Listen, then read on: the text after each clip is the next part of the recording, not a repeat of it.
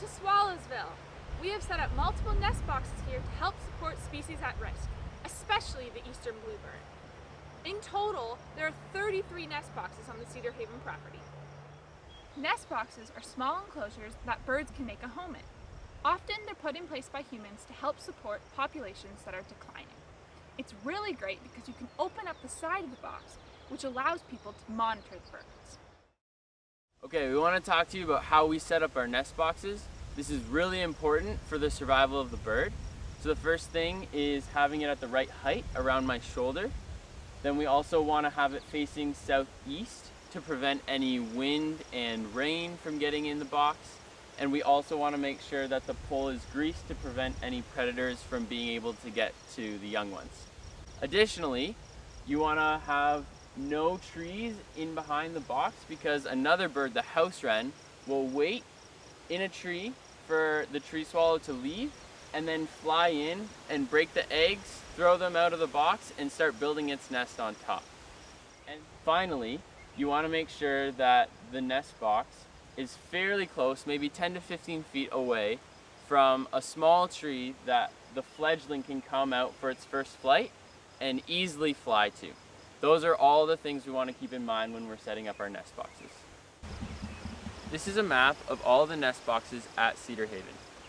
Last season, over 75% of them were filled. There are 4 species that use the nest boxes at Cedar Haven: the tree swallow, eastern bluebird, house sparrow, and house wren. Our hope is that the tree swallow and eastern bluebird will use the nest boxes to make their home because their species is at risk. The house wren is a native species, however, it survives in a lot of different places and isn't at risk. The house sparrow is an invasive species, so we don't really like them to use our boxes. Through our monitoring efforts last summer at Cedar Haven, we found out that there was over 110 eggs laid in our 33 nest boxes around the property. Now, 87% of those eggs made it into adulthood, so that's great. In terms of the kinds of birds that they were, over half of them were tree swallows, and around 10% of them were eastern bluebirds, which is also a great sign. The nest box project began when people started to notice that the eastern bluebird population was declining. Due to a collaborative effort, the population is now increasing. A great conservation story.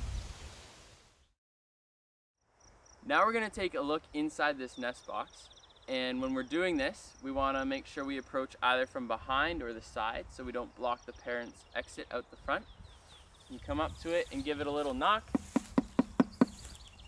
see if anybody's home. No one comes out, then you can feel free to open up the box. Come take a look and see what we've got.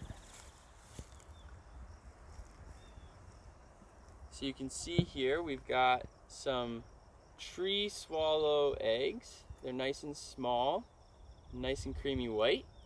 And we can tell that this is a tree swallow nest because of the feathers and the grass combination. Now we want to show you this tree swallow nest. Come and take a look.